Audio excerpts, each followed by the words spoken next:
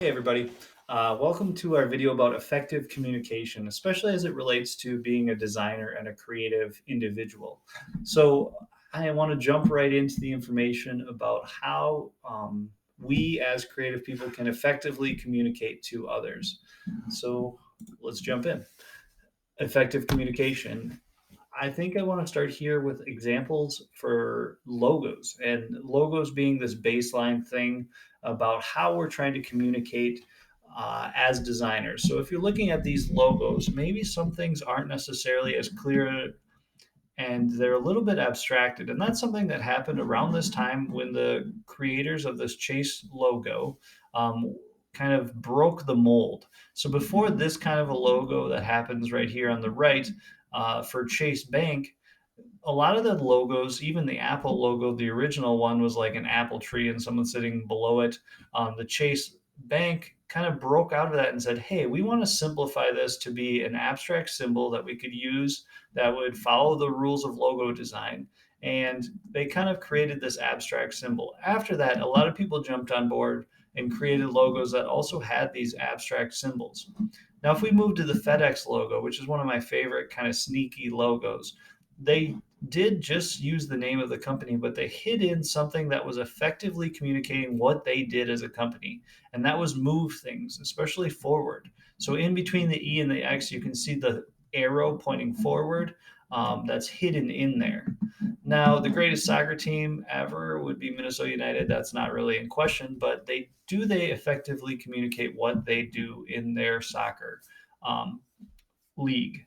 And I think that maybe is in question. I don't know if this logo says soccer, but that's somewhat that some part of it that's so cool is it has this unique look to it. So people really are attracted to this logo for a soccer team because it's not the classic soccer logo that you would expect.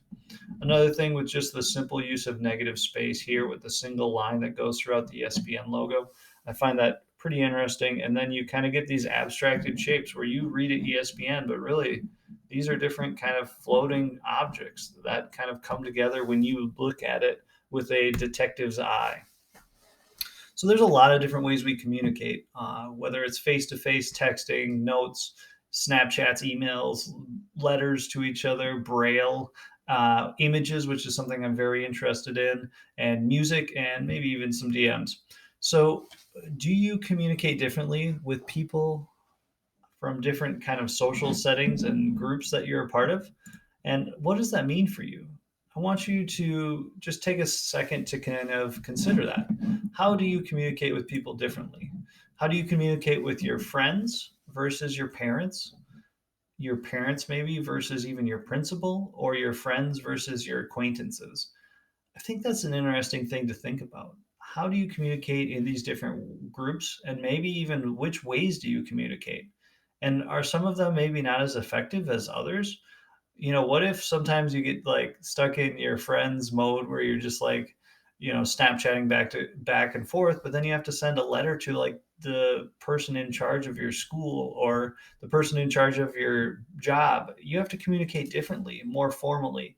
You have to maybe explain things more. You can't use text language that's really short. Um, I think that's important to think about in regards to designs too. Who is our audience we're trying to communicate with?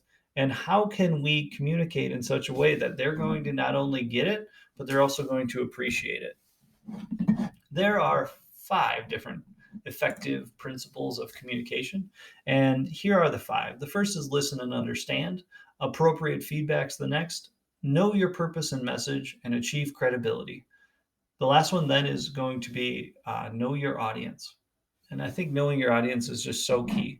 So when you're looking at effective feedback, effective communication, the listening and understanding piece of the puzzle, I think the question then is how should we listen and understand?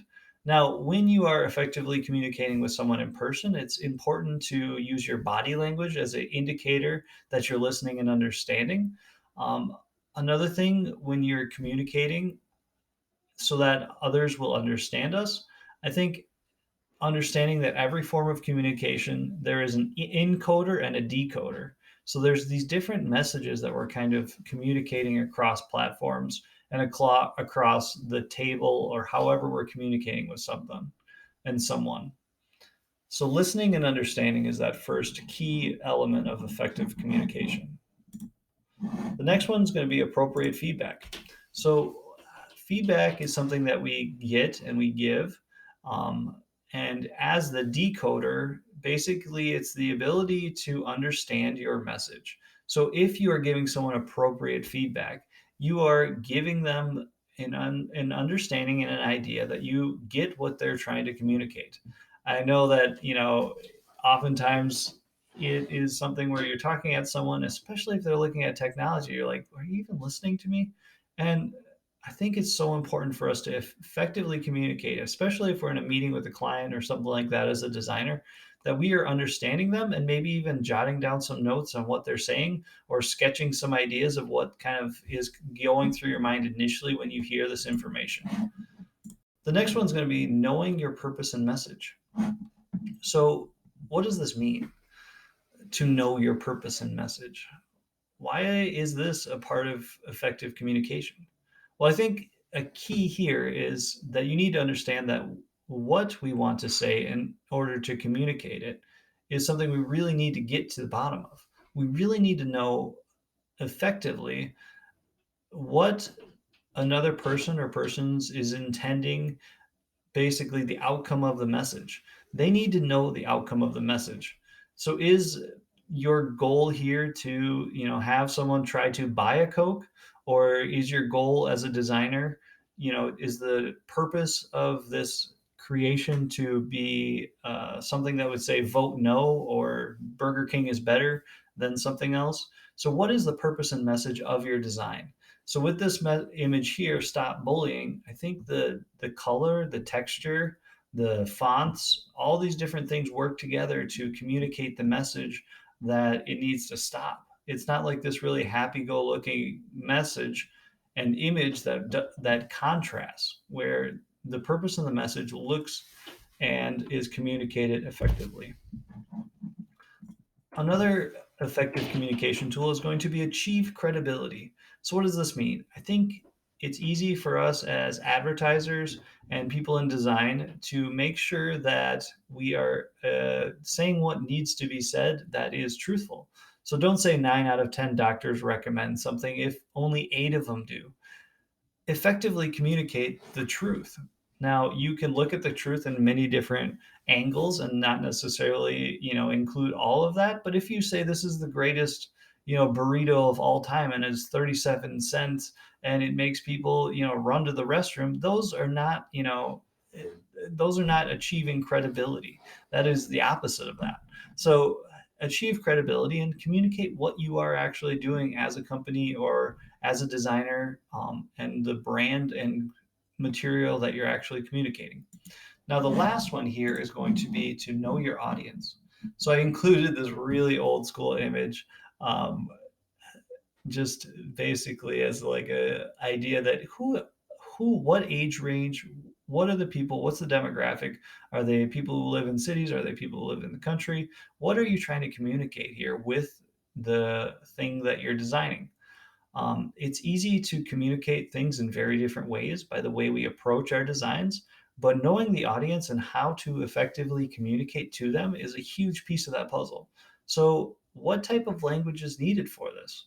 Uh, is the information going to be sent in a like newsletter or printed thing? Is it going to be posted on Snapchat, on Instagram? What format and formula do you really need to find success with your audience and who your audience is? Our language and demeanor is very important for the fact of who we're communicating with and how we're communicating that. Thank you so much for taking place and participating and watching our fancy effective communication video. I appreciate it and I look forward to seeing your designs effectively communicate this semester and throughout this course. Have a great day.